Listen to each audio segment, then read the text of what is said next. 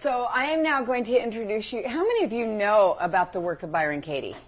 How many of you are facilitators of the Byron Katie? Anyone taken her 9-day school? So who has read Loving What Is? Was it like a life changer? Huh? Yeah. So when was it that we met Katie? What year? 2000. 2000. I was actually at a time in my life where I was like extremely busy. And I was running the marketing division of this corporation that remember I told you about this corporation. I had 40 marketers underneath me. We had just sold to Reader's Digest for $360 million. How many dollars? Yeah. But I was, they were changing to Reader's Digest, but I was thinking, I'm going to stay on. I'll stay on. And I remember this was a time when I was really tired because it was a lot running the marketing division. I also was their top salesperson on top of being the marketing director. And for 5 years, the next best person was 50% behind me. And the reason why that was, though, was not that I'm so brilliant, because actually I was the slowest one in the whole group of 40 to learn. I was the slowest person. Who feels slow in this room? Who feels like, God, I can't keep all this information? This is overload. This is too much. I'm trying, but I can't. Raise your hand. All right. I'll raise both mine, okay, because I'm slow. I process, and I don't know if I'd call myself slow, and I don't know if I'd call you guys slow that raise your hands. I'd call that what you do and how you process is different. Right? We all process differently. And if there's 100 people and I'm in a conference and they'll say, okay, now what was that? 90 people will say, it was this, it was this, it was this, and they'd all agree. And I'd go, well, no, it was this. And, there's just some way that my brain is working that's very interesting. But once I get something, who's like that? Okay, I might be like the little, I'm the tortoise and the hare story. But once I get it, who's like that? Look out. Once I own it, I own it, own it, own it. And also, if I'm passionate about something, it's a no-brainer. For me, it's a no-brainer. Actually, if I'm not passionate, that's a no-brainer too. I can't do it because I will fail. Because I can't possibly do anything. And actually, I was born that way. 1 year in school, I got there were 6 grades. 3 of them were A, excellent, excellent, and 3 of them were F, unsatisfactory, unsatisfactory. Isn't that interesting? That was in elementary school where I got that report card. It was already showing up. It was very clear. Wow, when she likes something, kaboom. When she doesn't, kapoof. Right? So I'm so excited, though, to introduce you to the work of Byron Katie. So when I was in that job, I got a call from my friend Radhika. And she called me up and she says, you've got to come to this seminar. I brought this woman to Fairfield. Her name is Byron Katie. You've got to come, got to come, got to come. And any of you have friends that are persistent? Okay, Radhika would not stop. I kept saying, Rod, I'm too tired. I can't come. No, no, no. I was giving her all kinds of excuses for weeks. I'm telling you, weeks this went on. And finally, she called me and she says, Janny, honestly, you've got us here. And I thought, no, God, the only way I'm going to get Radhika to just stop is to go. Really, I couldn't figure it out. She just would not stop. So I said, okay, I'll come. But I'm going to leave as soon as I want to leave. Deal? She goes, deal. So I walked in this big room. I came in. There was a seat in the front on the side. So I walked in, came in, sat down in the front. And I start listening to Byron Katie. And I will promise you it wasn't more than a few minutes. And I am sobbing in tears. It was like, oh my God, I've done that. Whoa, that's me. And Byron Katie had brought someone up. And when she does the work, many of you know, she'll do it with someone else. She'll have them write out a worksheet, have them write down, what their limiting beliefs are, their false beliefs. And then she'll start to ask these questions. And within just a few minutes, I was like, oh my God, who is this woman? What is this that she's got? And I ended up working for her. Chris ended up working for her. And I would really say that Chris says, I think from sad to glad and the expansion, contraction process, yes, very powerful. But 1 year after I'd gone into silence, Chris and I go into silence every year. And 1 year when I came out of silence, I decided I was going to do a big teleseminar and share what I felt were the 3 most important tools of my life. If I could only keep one tool, I would absolutely say it's my meditation program. If I was asked, what tool in your life, what have you learned that you can't do without, that you really feel like that's the anchor of your existence, if there is anything such a thing, I would say it's meditation for me. And then the other 2 tools is the work of Byron Katie. And the work, because what I've noticed, even though I'm transcending twice a day in my meditation program, gaining lots of energy, even after a number of years, what I found still was that sometimes I was entertaining negative thoughts, not only about others, but about myself. And that the way that I was looking at life was not really working for me, oftentimes, and that I had to undo my thinking. The 3rd tool, would you guys like to know what the 3rd tool is? And sincerely, it is the passion test. And I'll tell you why. Because when I first started taking the passion test, I didn't realize one thing that came to me a number of years later. You heard about my life, that I've had a lot of challenges when I was young. And we shared with you, I think, those yesterday, didn't we? A few of those, did we ever? Okay, so I'll share with some. When I was really young, my mom was my best friend in the whole world. We were so tight when I was little that we had absolutely the most magical relationship on the planet. We loved each other so much that she would call up my kindergarten school, tell them I had to go to the dentist, and she'd come pick me up. And then we'd spend the day either out in the garden planting and doing stuff and singing, or sit in bed eating sardines. We called it fishes in the dishes, and crackers, and singing. And my mom and I just loved it. We just had that something, and she and I, there's nothing I can say. I don't think to date I've had a relationship like my mom. And then when I was 7 years old, my mom became an alcoholic. When you're little, you think you did it. I thought I did it. And so my whole physiology kind of cracked. It just cracked. It was just like, whoa. And my whole family actually cracked. My dad had to take my brother. I have an older brother and older sister.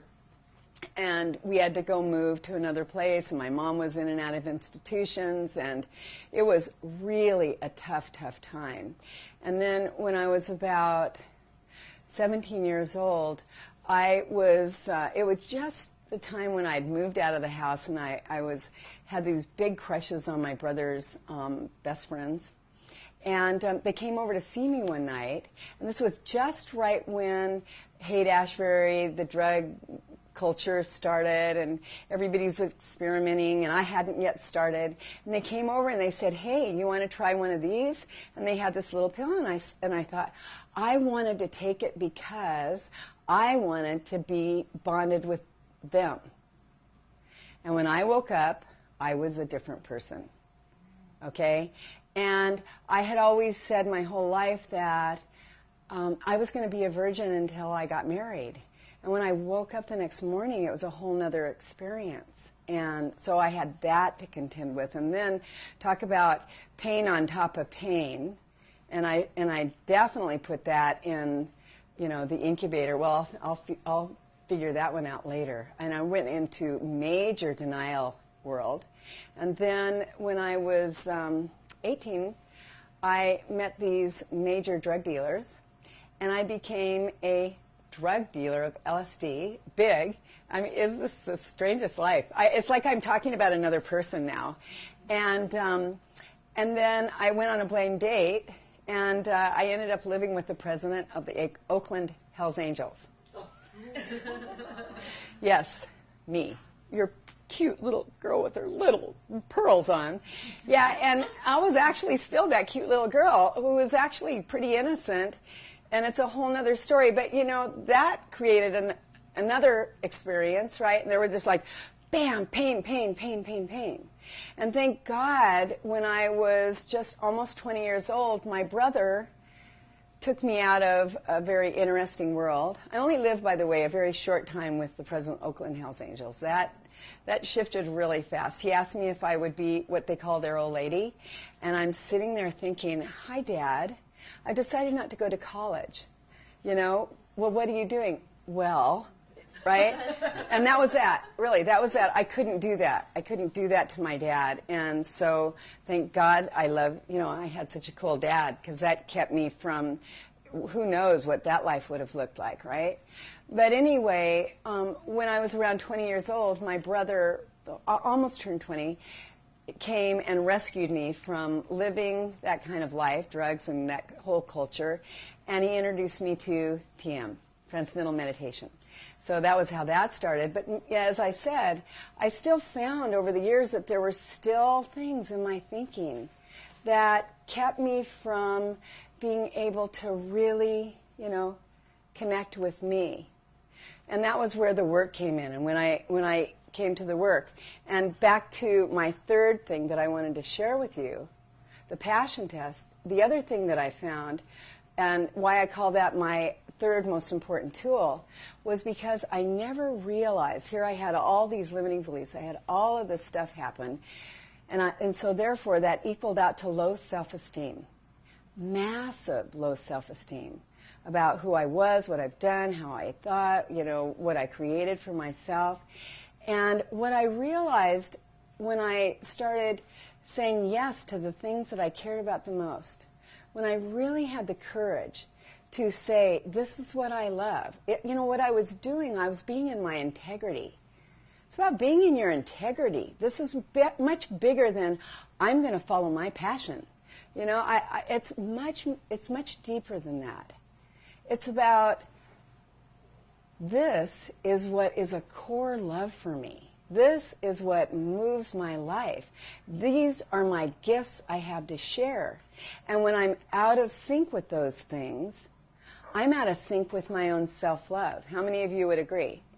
And so what I realized, every time I would say to someone that would try to get me to go a different path than my path of passion that was for me, so sidebar, let me ask you, do any of you have people in your life, could be your husband or your wife, or your friends or your children, that you know what you want to do, that you're passionate about, and then all of a sudden they start begging you and manipulating you or anything you to get you to do what they want instead of what you want? Friends, in-laws, anyone have anybody in your life like that? Yeah, so it takes a lot of courage, doesn't it? Because what is it that we all care about? We all want to be loved. I mean, it's just so basic and bottom line. So what do? We sell out. Huh? Any of you ever sell out in order to be loved? And let me ask you, did it work? It never, ever, ever, ever, ever works. It's so profound. The universe is so brilliantly set up to show us and mirror us, mirror back to us how we're being, how we are being to ourselves, right? There's no one out there. That's what I always say. There's really no one out there. The world is so cosmic, I meet no one but me. I meet no one but me. And so what I love about the passion test is it gives me an opportunity to meet me in a place of integrity, to check off, okay, self-love, check self-love. Because sometimes, isn't it hard? Isn't it hard to say to someone you just adore and your children, honey, I love you and I love me. And so right now, I'm choosing in favor of this. Let's set a time later when we can do this. How many have found that's not so easy? Yeah, and to do it elegantly, huh? To do it elegantly. So those are my three tools. But this one, I would say, wow, what a beautiful, beautiful tool to use. Here's Doris. I love Doris, and that's my little Chaitin Christopher. I'm on my way to meet him in a few weeks. I can't wait. And when Doris first met me, can you imagine? Chris had told her about me, right? And Chris and I were in the middle of writing the passion test, and he had told Doris about me. And Doris was so excited to meet me, and Doris's mother said, Doris, Jenny is very important to your life. Jenny is very important. So Doris was really excited, and they had talked on the phone for a whole year. And she hadn't been to the United States. She was living in Switzerland at the time on a very important course. And so after about a year, she decided to come over right after they got together and meet me and spend some time with Chris in California. And at the time, we were writing the passion test together, Chris and I were. So we had decided, let's get a house together. We hadn't lived together for a long time since divorce, but we were so close. I just said, why don't we get a house together in Mill Valley, beautiful Northern California, up in the mountains. We'll find a kind of like a place that has a compound, you know, a house up on the top and an apartment on the bottom. You can live on the apartment on the bottom, and Queenie can live on the top, right? And he said, okay, and we got this cool house. And Doris came to stay with Chris and meet Janny. How do you think that went, right? And Chris and I, prior to that, had been walking all over the place, writing the book together, being best friends, going to the movies, and all of a sudden, ka-chink, comes Doris. And I will say it wasn't me, this one. It was Doe. And that's what we call her now, Doe. Doris was like, nope, this is too close. How many would feel that might be true? You know, and and it was totally sad, though, because Chris and I said, okay, whoever we meet, we're always going to, you know, we'll make sure we're all best friends, okay? Because that would be so cool, because we can't help that we love each other. You know, when you love someone, it's not like you design that. It's you love, and that's how it is, and you're just buddies. We were like brother and sister. So it was really painful, and I had to move. I came to Iowa, came back to Iowa, and said, okay, goodbye. And it was so sad. And then sometime later, I get a call from Doris. She calls me up, and she goes, Janny. I said, yeah, Doe. She goes, can Chris and I come and see you? I went, you know, and I knew I had to say yes. Ooh, but you know how you want to say no? Like my stress wanted to say no, but all the work I'd done knew I had to say yes. And so I said, okay, yes. I lived right across the street. This beautiful, beautiful house that Liza here used to live in. You built it, didn't you? And so one day, knock, knock, knock, they come to the door, and Doris is standing there. She doesn't say anything but this, Janny. I said, yes, Doe. She said, can we do the work? She'd gone to the Byron Katie's 9-day school. It's Byron Katie's intensive. And she had totally shifted. She worked on her concepts. Ex-wives can't be best friends with husband. Ex-wives can't be best friends with ex-husband's new wife to be, you know, blah, blah, blah, blah, blah. And so we sat down, and Byron Katie says, you know, write it all out on paper. Judge your neighbor, write it down, ask 4 questions, and turn it around.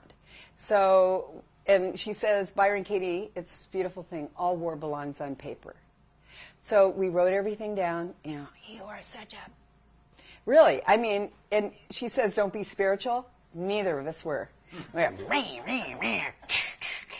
What was so beautiful, because I was hurt. There was some real hurt there, and there was some real fear from her, fear over there, hurt over here. And I will tell you with all my heart, within, I don't know, it could have been a half an hour. As I said, it's not like I was watching my clock. But after that time, sitting on the couch, after she walked in the door, very short time, we have been best friends ever since.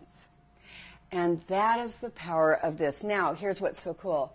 I could never have kids. I don't know why. I got checked. They said, you're fine, but I never had kids. And I told you, I love kids. I'm like a kid magnet. If you're in the room and they're in the room, you're not in the room. And, you know, I wouldn't have gotten, look at her. Would you? That's Tiana Satya Priya Devi. I mean, is that a mouthful or what? But is she the cutest little thing? And she just thinks her godmama is the one. Is that so cool?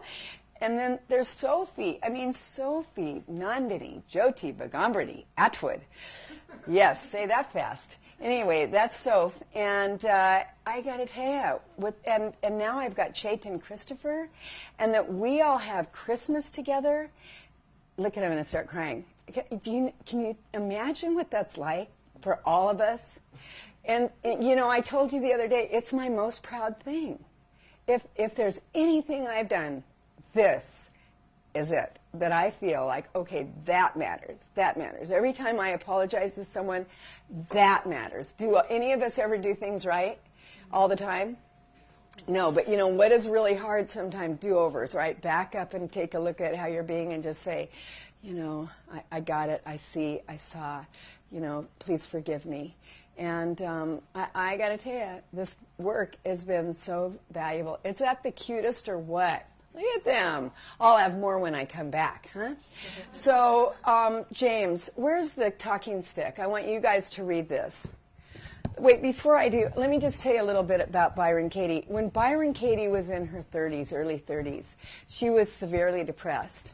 And this depression went on for about 10 years. She was overweight. She was suicidal. For 2 of those years, she was suicidal and bedridden. She spent 2 of the last years of her depression in her bedroom. Can you imagine what that must have been like? And then one day she had this realization. And it was that her thinking was all wrong. And that actually most of our thinking is all wrong. That before she had her awakening, it was the world needs to change, that needs to change, this needs to change. And then when she had her realization, she realized it wasn't the world that needed to change. It was her thinking about the world that needed to change. It was her thinking about the world that needed to change. And what was so beautiful about this is that we can control our thinking at least some of the time, huh? Can't we? But have you ever noticed that you can't control, anyone here ever control anybody else's thinking? Come on, if you have, I'm going to sit down. I'm leaving. Huh? Notice, huh? Cannot, right? Impossible. And that, to think that something should be different than what is, I want you to all think about that. How many of you have concepts that you hold? This person should be different. He should do that. She should do that. They should be that. Any of you ever do that about someone else or something else or a world situation? Any of you? Huh? I walked into Chris and I after I'd met Byron Katie. Byron Katie actually met me within 2 minutes. She looked at me and she said, honey, what do you do? And I said, I run the marketing division for the 3rd largest book buyer in the United States. And she said, are you good? And I said, I'm the best. And she said, I want you to come live at my house. It's in Manhattan Beach. My 2 other assistants live there. And I'd like you to be my marketing director. You want to know what my thinking did? Here's where I went. I went, whoa, is there something wrong with her? Got it? No. Here's what I learned about being around Byron Katie. When you're clear, you don't need time. When you're clear, you don't need time to know people. To say, oh, I've got to get to know that person. When you're clear, you know you. When you're clear, you know you. And guess what that equals out to? When you're clear, you know them. Because all you have to do is know you to know them. There is no other out there. So our only job, it's so exciting. It is so exciting. Our only job is to know who we are. Is to know who we are and to manage our thinking, right? And actually, you can't manage your thinking. What Byron Katie says is you don't undo your thinking undoes you. Huh? And with this beautiful process called the work, I've got to tell you, I've seen miracles in my life occur in relationships. Now it doesn't feel like a miracle, but I can honestly tell you, and I put this on Facebook last month, I think, right before I went to India, that I was thinking about all the people I knew on the planet and that there wasn't one person I didn't love. And I just started crying when I realized that there's not one person I don't love. And I just thought that is so, so sweet because, the truth of the matter is, how many of you know someone you don't love? Raise your hand just for a minute. Okay, now, do you want to have reality check here? Is it okay if I give you a big reality check on that one? Raise your hand again. I want you to raise your hand. Here's a reality check. In the age of ignorance, when we thought we were separate, I'm separate from you, I'm not connected, right? When we believed in separation, that was true. We could honestly say, I don't love them, and that would be okay. Oh, I get it. You don't have to love everybody. But here's the reality. Well, not so. Since knowing that, how many of you know that we're all connected? Okay, you know why we're connected? Because there's no one out there but us. Everyone's just a reflection of an aspect of ourselves. And so therefore, and here is the big, massive aha that I had, was that, okay, if we're all connected, there's no one out there but me, then if I'm not loving someone, who am I not loving? Yeah, and so is it okay to not love someone? No, you know what it means? It means you're just not using the tools and doing your work. That's all it says. You're not using the tools and doing your work. To undo your thinking that you have of who? Not someone else. Because there's no one else out there. Katie says, judge your neighbor because it's easier to judge someone, to see what you do to you, to see what you're doing to you. And that's what you're going to see through this beautiful, beautiful process. And when you really start to get that, when you really start to own, oh my God, you know, everyone is just a reflection of me. That's me. That's me. How am I treating me today? How am I treating me today? It opens up a whole nother reality for you and a whole beautiful world of possibilities. Think about it. When you're not forgiving, think about this, okay? So here's your heart. And say these are people you're not forgiving. Whose heart is this? Mine. Yeah, what's in there? Blocks. This is all energetic blocks, right? This is you not forgiving someone else for what they've done. Who's losing here? Who? That other person, no matter what they've done. Physical violence, you know, whatever, right? Okay, my not forgiving someone else, or my not at least undoing my concept that they did something to me, keeps me here in this place, completely contracted, not open. Who's losing? Who? Yeah, I meet no one but me. There's no one out there. So this is why I love the work of Byron Katie, because it's the fastest process, the fastest tool I've ever seen, ever, to get rid of any limiting beliefs that are blocking you from being able to walk this planet with an open heart. And you can do it in just a few seconds. So now, let's go back to this. So go ahead, James, if you'll read that, and then just pass it on to the next person when I flip this. The work. The work is a simple yet powerful process of inquiry that teaches you to identify and question thoughts that cause all the suffering of the world. It's a way to understand what's hurting you and to address your problems with clarity. When you argue with reality, you lose, but only all of the time. Yeah, that was Byron Katie's realization. When you argue with reality, dogs bark. Dogs shouldn't bark. You know, dogs bark. Cats meow, the wind blows. Chris shouldn't wear a blue shirt. Is that true? Right? I mean, what's the reality? He's wearing a blue shirt. But notice whenever you are, pointing and saying, shouldn't all over all the people on the planet that you know, they should be different, they should do this, they should do that. Notice, now all of you are conscious creators. That means you're now starting to, more than ever, in your life, and that's why you're here. Obviously, you're a conscious creator. You walked into this room. You've been all of you been doing a lot of deep work for a long time. And yay, congratulations. And it's still, even with this work, refine. I am constantly refining. I am constantly cleansing, constantly getting to that place. So it's so fine-tuned that I see that, oh, okay, that's me. I'm doing that. Notice when you're holding concepts that cause pain, separation, and suffering, that only you lose. You lose, and only 100% of the time. Huh? And that when you think that something should be different than what is, you get to suffer. That's your choice. That's your choice. Go ahead. The only time we suffer is when we believe a thought that argues with what is. Yeah, when we argue with what is. Dang! Flower. pink flower. You should be red. Red. And how many times do we do that to people, right? About how we think they should be. When in reality, they're being how they should be. How do you know that's how they're being? End of story. But notice every time you think that something should be different than what is, you suffer. Now, I want to share something. This is not about right or wrong. What's it not about? Right or wrong. It's not about right or wrong. It's not about right or wrong, good or bad. It's not about that.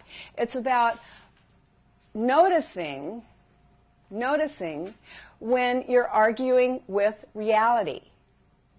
When you're arguing with reality. My husband should understand me. When in reality, he doesn't. Where do you go every time you say that? You go into a place of pain, separation, and suffering. My wife should be sweeter, shouldn't nag me. When in reality, she might nag you. But what's reality? And how do you react when you attach to the thought? She shouldn't nag you, and she does. This is what we're looking at. How do you react when you attach to the thought? This is what you're looking at. How does it affect you? How do you then, live your life, right? Accordingly. Yeah, exactly. In a very contracted state, right, James? Next. An unquestioned mind is the only suffering. Yeah, an unquestioned mind. What does that mean? An unquestioned mind means when you hold on to a belief that, Chris shouldn't wear a blue shirt, right? Without my questioning that, is it true he shouldn't? Well, what's the reality? He's wearing a blue shirt, huh? As I hold on, he shouldn't, and he does. Who's losing here? Right? I am. I'm the one who's suffering. If I think you're my problem, I'm insane. Yeah. No, I love that one. No one's your problem. It's your thinking that's your problem. It's your thinking about whatever it is that you're thinking that is your problem. No one is your problem. No one's your problem. Someone may come at you full guns loaded. Anyone ever come at you saying the worst things possible? Anyone? Come on, you guys, raise your hand, right? Just, wow. Just everything. Or just, how about Barb, just something? Someone ever say anything to you that really hurt in your life? Huh? Yeah. So, and then what do? What's your automatic response? Defense. Yeah, defense, isn't it? But what would it be like? What would it be like? Just say for a minute you started to inquire with what they said. How would it look different maybe? And someone comes at you and says, God, you're such a jerk. And you stop for a minute. I'm such a jerk. Is that true? Byron Katie's words. Is it true? Can you really know that it's true? How do you react when you attach to that thought? Who would you be without that thought? Turning that thought around. When you inquire, what you find is that it's not what other people say to you that hurts. It's what you said to you. They say what they say, and then you put a meaning to it. And that's where the pain is. Whoa, big, massive aha. They can say whatever they can say. It's not personal. It's just some words coming out of their mouth that they're saying. But what do? We start world wars, don't we? Huh? Would you all agree? Anybody have war in your house sometimes? Yeah, it's time to take a look at this.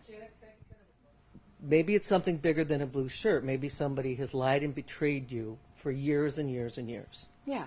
It's more than a bad word or somebody saying they don't like your dress or your personality.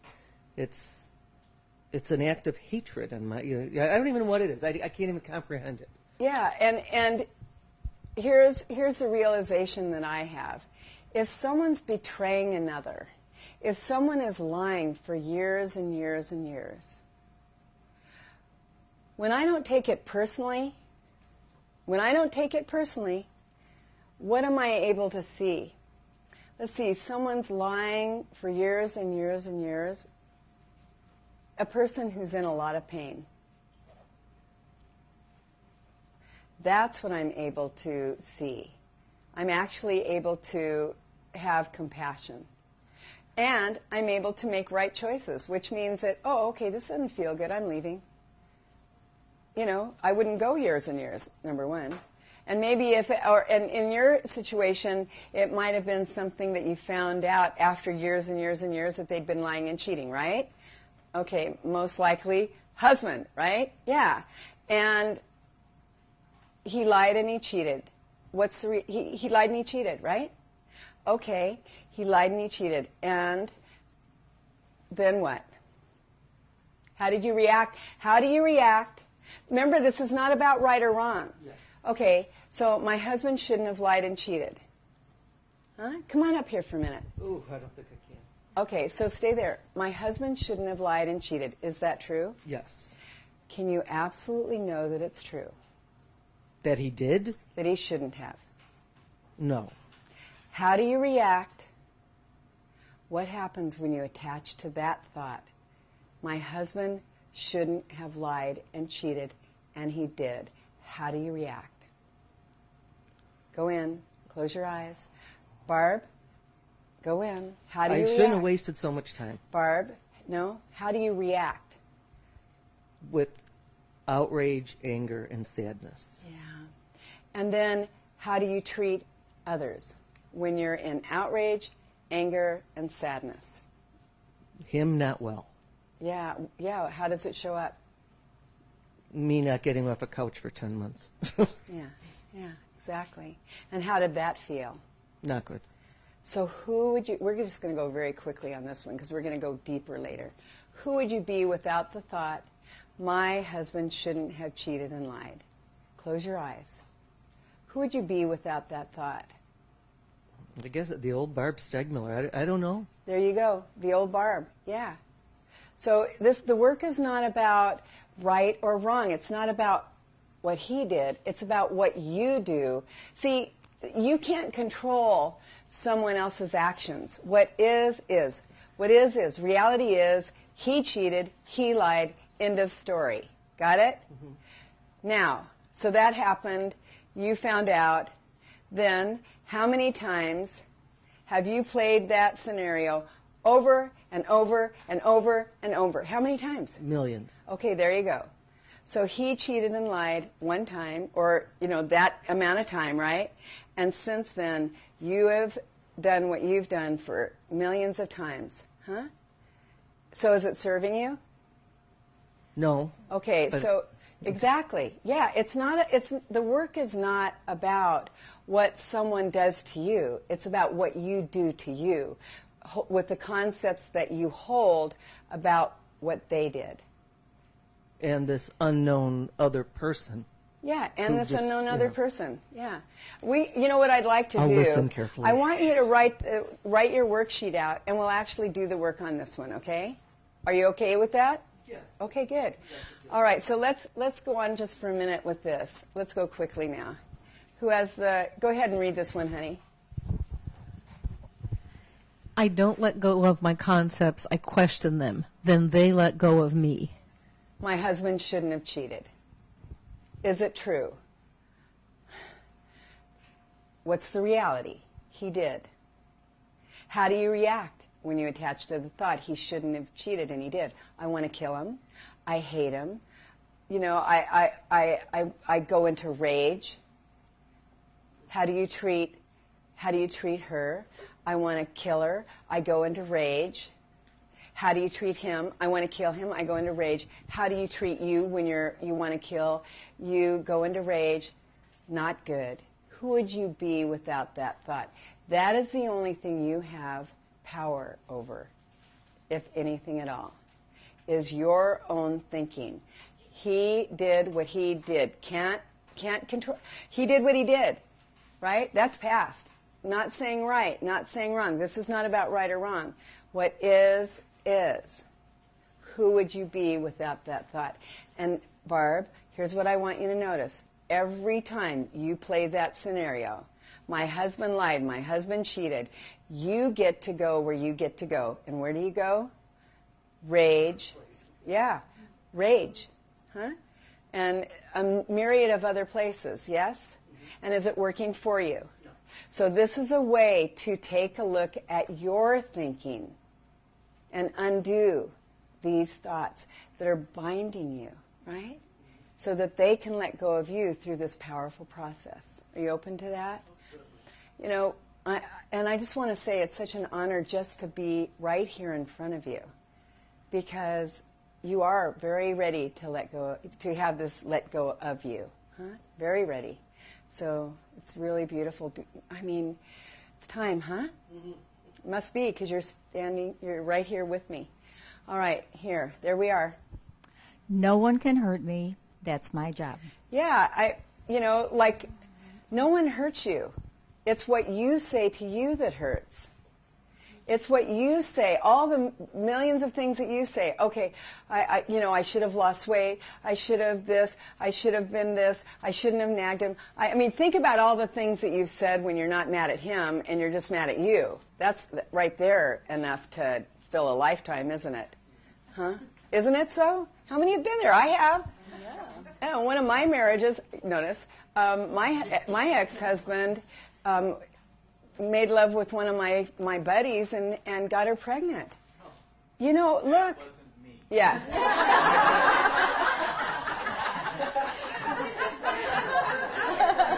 I just want to be clear. You know, but here, what we do, now let me tell you what we do. So what we do now when things happen, what do? We gather our army. Can you believe it? He had an affair. He got her pregnant. I couldn't have kids. I know. You know, we tell everybody, we get our army, but then that's what we get. Is it worth it? What do we really, we get to have a pity party. We get to feel victimized. We get to hold our anger. Wow, we get to hold, I'm going to hate him till the rest of my life. And that's where I get to live. I don't know. I don't think the payoff's worth it. Myself, I like taking a look at, he shouldn't have done that. Is it true? What's reality? He did. Okay. Wasn't personal. It wasn't. Had nothing to do with me. Had nothing to do with me. Unless I want to make it something that had to do with me. Nothing. So strange. I know it's a whole other way of looking at it, but here we go. Sanity doesn't suffer, ever. Yeah, sanity is inquiring, taking a look at the thoughts that are causing you pain, separation, and suffering, causing your hell. False beliefs, false ideas, and false concepts that we hold like, boy, I am not letting go of this. No way. No way. And as a matter of fact, one even bigger one, Barb, someday, maybe, you might see that experiences, and all of you and all of us might see that the worst situation ever is the one that has served us the most. The worst situation. Yeah, I love you, Marina. Marina goes, it was the best blessing. And it's true. Yes. And maybe even someday we might take flowers, Here, honey, thank you. I was spared. How do you know you aren't supposed to be with that man? He's gone. Yeah. How do you know you don't need him? He's not here. End of story. You've been spared. You've been spared. Unless you want to hold the story. Unless you want to hold on to that story and then you get what you get. Huh? Would be a really good exercise for you to write down, okay, where are the gifts now that he's not here? What are they?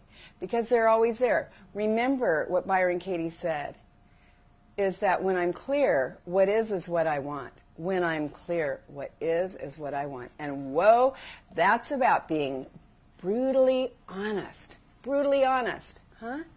A guy stands you up. What do?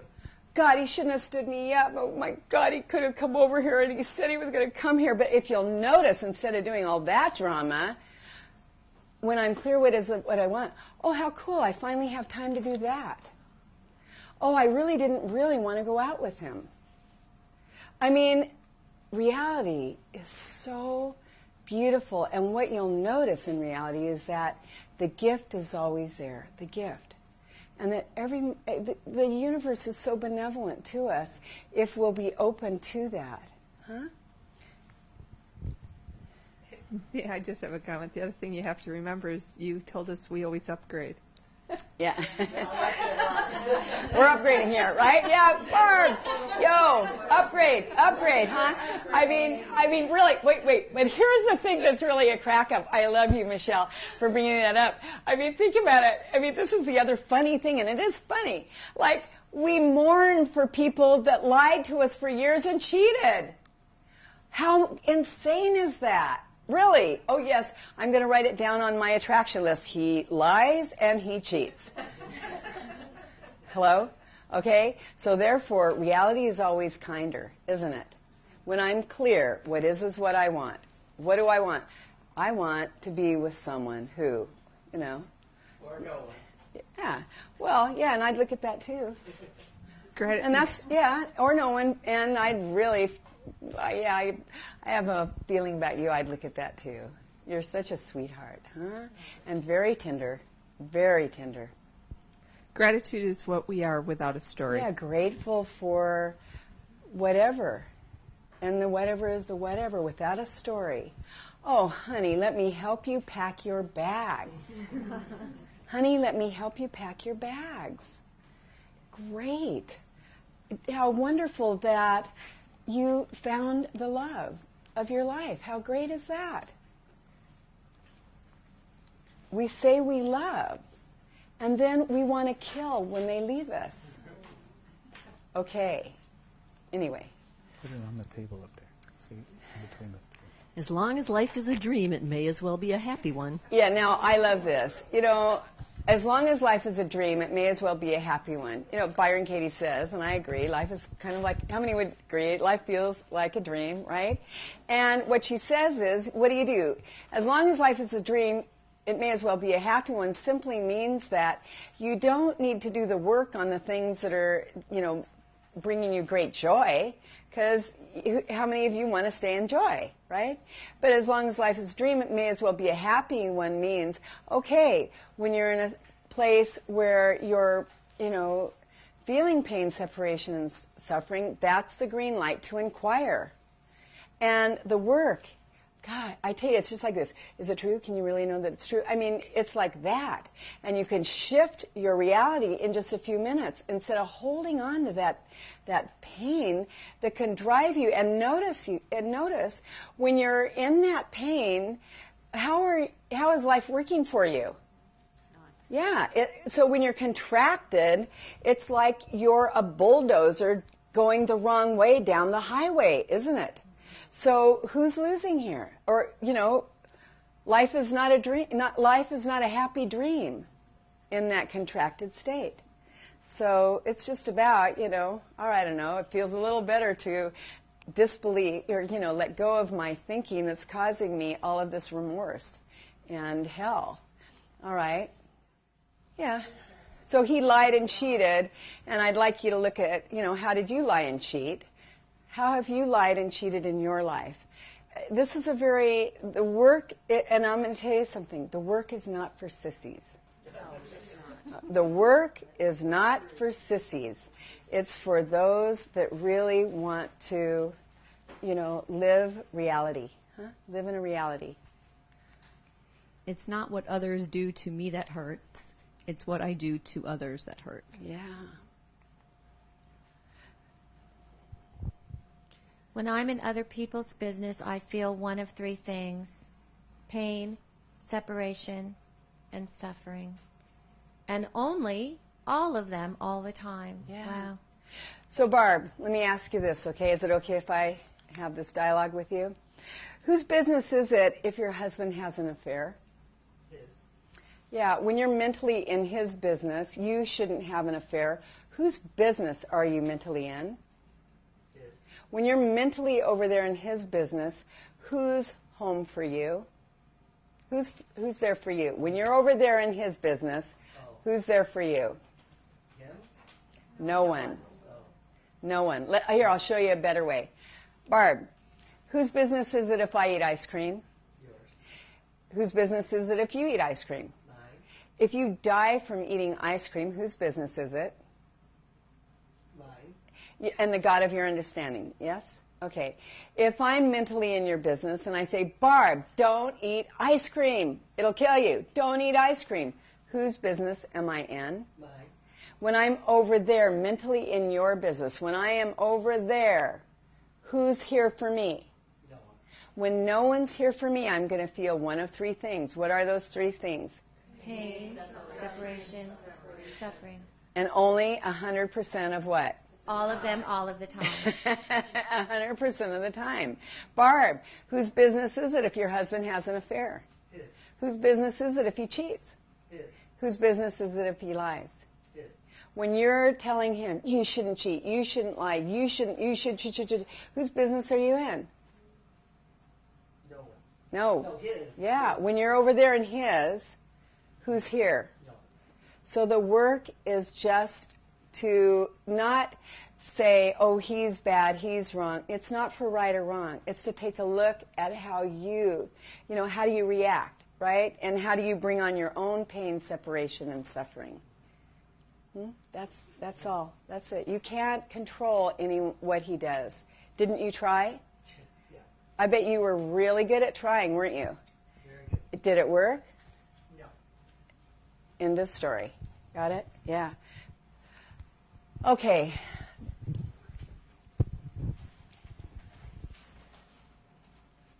There are only 3 kinds of business: mine, yours, and God's. Much of our stress comes from mentally living out of our business. Yeah. How many times are we out of our business with our kids? How many times are we out of our business with our lover or our husband or our wife? Huh? Think about it. I mean, I think about it. How many times am I out of my business with Chris? Usually it's the person closest to you want to shoot the most, isn't it? How many times are you in their business? How many times a day are you in their business? And how many times in the day are you feeling pain, separation, or suffering? And it's a choice. How do you want to live? It's just a choice. So everything is a story. Who would you be without the story? So here are the 4 questions. Is it true? Can you really know that it's true? How do you react? What happens when you believe that thought? Who would you be without that thought? Turn the statement around and find 3 genuine examples of how that is true in your life.